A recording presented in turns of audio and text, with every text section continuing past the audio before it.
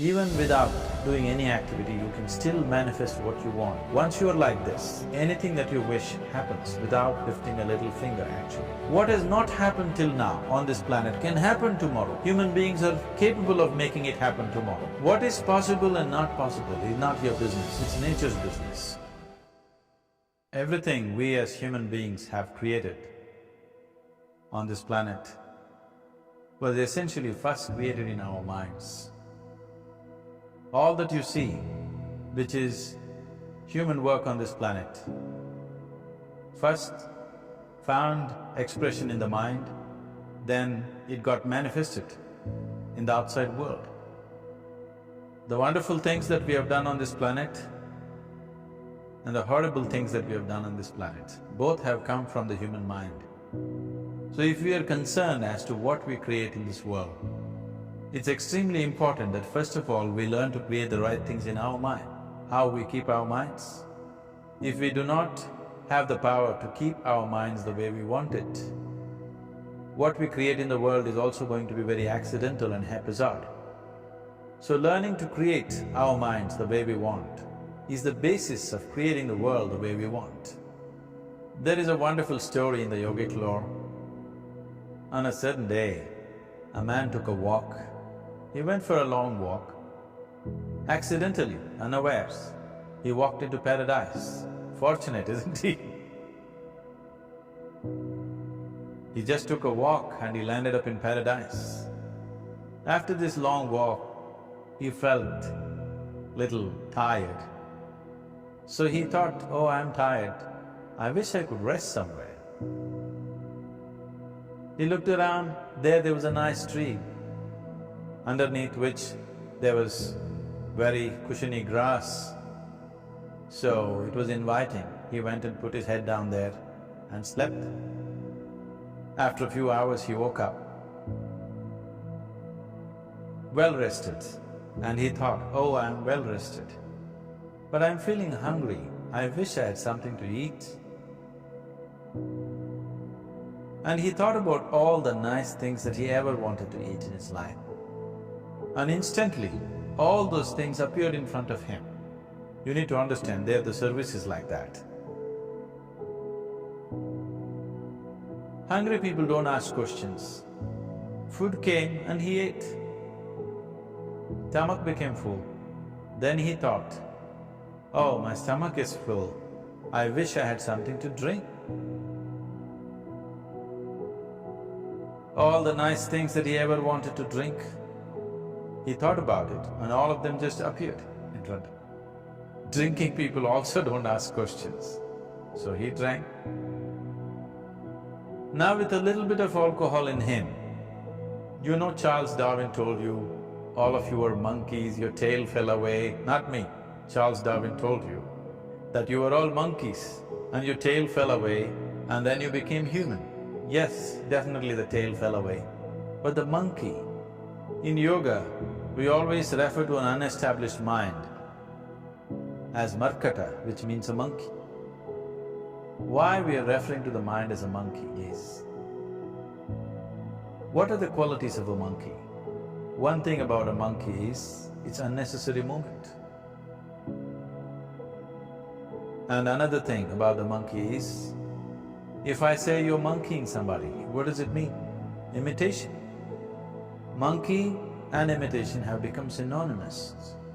So these two essential qualities of a monkey are very much the qualities of an unestablished mind. Unnecessary movement, you don't have to learn it from the monkey, you can teach it to the monkey.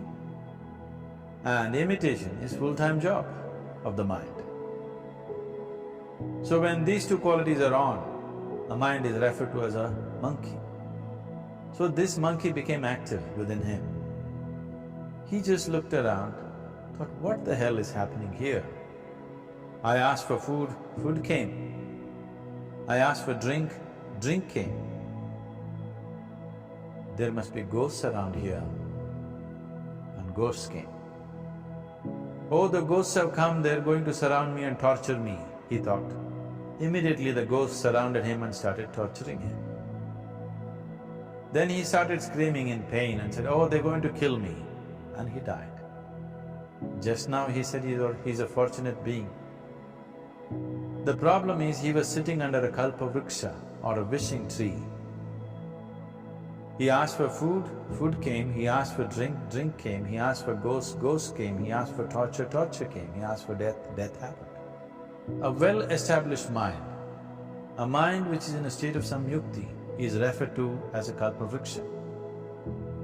If you organize your mind to a certain level of organization, it in turn organizes the whole system. Your body, your emotion, your energies, everything gets organized in that direction.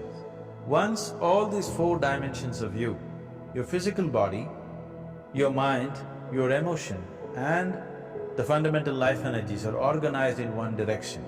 Once you are like this, anything that you wish happens without lifting a little finger actually. It would help to assist it with activity, but even without doing any activity, you can still manifest what you want if you organize these four dimensions in one direction and keep it unwavering in that direction for a certain period of time. Right now the problem with your mind is, every moment it is changing its direction. It is like you want to travel somewhere and every 2 steps if you keep changing your direction, the question of you reaching the destination is very remote unless it happens by chance. So, organizing our minds and in turn organizing the whole system and these four basic dimensions of who you are right now in one direction, if you do this, you are a kalpavriksha yourself. Anything that you wish will happen. So organizing our minds fundamentally means moving from a compulsive state of activity to a conscious state of activity. You might have heard of people for whom they asked for something and beyond all expectations it came true for them. Generally this happens to people who are in faith. Now, let's say you want to build a house. If you start thinking, oh, I want to build a house. To build a house I need 50 lakhs, but I have only 50 rupees in my pocket. Not possible, not possible, not possible. The moment you say not possible, you're also saying I don't want it. So on one level you're creating a desire that you want something, on another level you're saying I don't want it. So in this conflict, it may not happen. Someone who has some faith in a god or in a temple or whatever, who is simple-minded. Faith works only for those people who are simple-minded. Thinking people, people who are too much thinking, for them it never works. A childlike person who has a simple faith in his god or his temple or whatever, he goes to the temple and says, Shiva, I want a house. I don't know how, you must make it for me. Now in his mind there are no negative thoughts. Will it happen? Will it not happen? Is it possible? Is it not possible? These things are completely removed by this simple act of faith. Now he believes Shiva will do it for him and it will happen.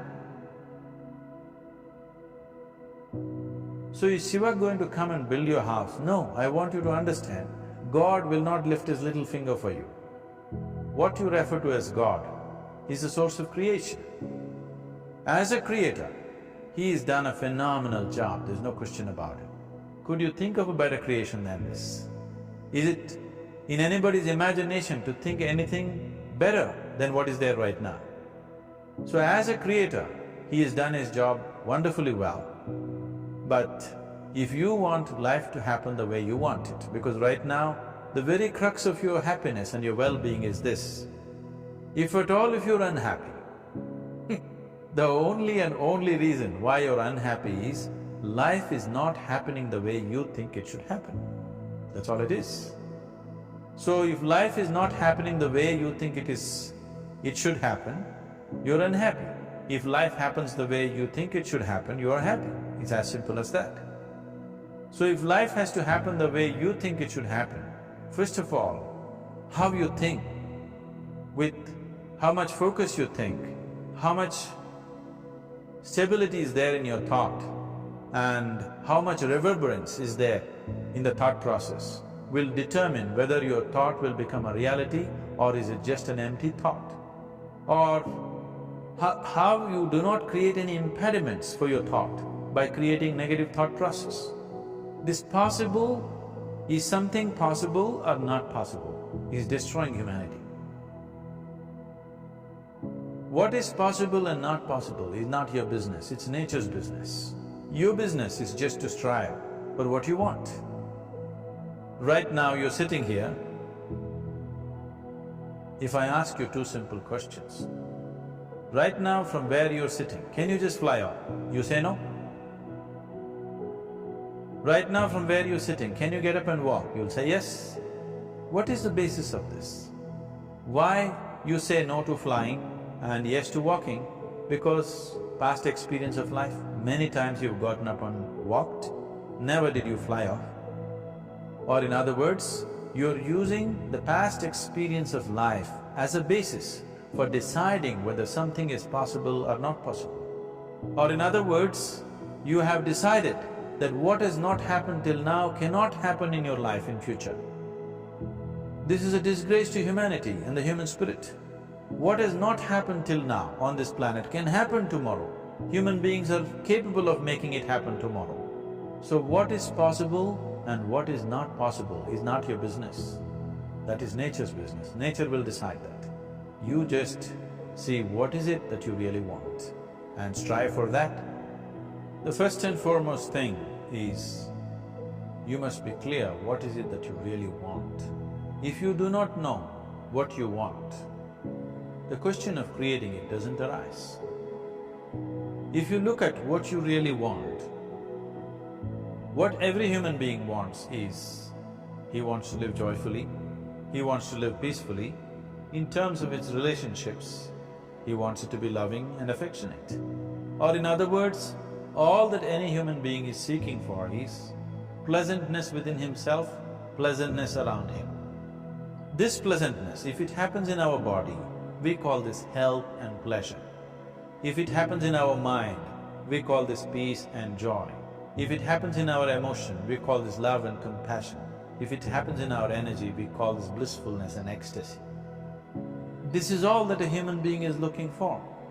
Every day in the morning, if you start your day with this simple thought in your mind, that today, wherever I go, I will create a peaceful, loving and joyful world. If you fall down 100 times in the day, what does it matter? For a committed man, there is no such thing as failure. If you fall down 100 times, 100 lessons to be learned. If you commit yourself like this to creating what you really care for, now your mind gets organized. Once your mind gets organized, the way you think is the way you feel, your emotion will get organized. Once your thought and emotion is organized, your energies will get organized in the same direction. Once your thought, emotion and energies are organized, your very body will get organized. Once all these four are organized in one direction, your ability to create and manifest what you want is phenomenal. You are the creator in many ways.